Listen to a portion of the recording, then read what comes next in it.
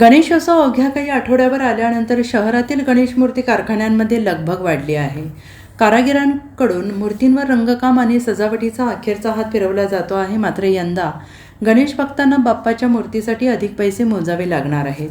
मूर्ती तयार करण्यासाठी लागणारे POP, शाडूमाती, रंगरसायने आणि सजावटीचे साहित्य महागले आहे. त्याचबरोबर पेट्रोल, डिझेल यांच्या वाढलेल्या खर्चामुळे कच्चा माल, अन्य आणि तयार मूर्तींची वाहतूक करणे महागले आहे. मजुरीच्या वाढलेल्या खर्चाचा परिणाम मूर्तींच्या अंतिम किमतीवर झालेला आहे. त्यामुळे यंदा गणेश मूर्तींच्या किमतीत साधारण 20 ते 30% वाढ होण्याची शक्यता आहे. राज्यातील इतर भागातही कच्चा माल, इंधन आणि वाहतूक खर्चामुळे मूर्तीच्या दरात 20 ते 25% वाढ नोंदवली जाते आहे.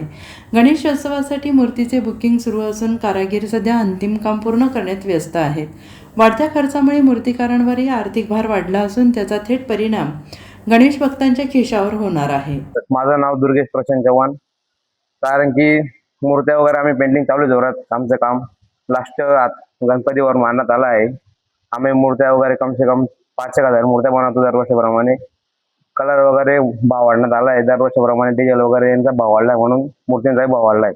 Bureau report, SPN Marathi, Sangli.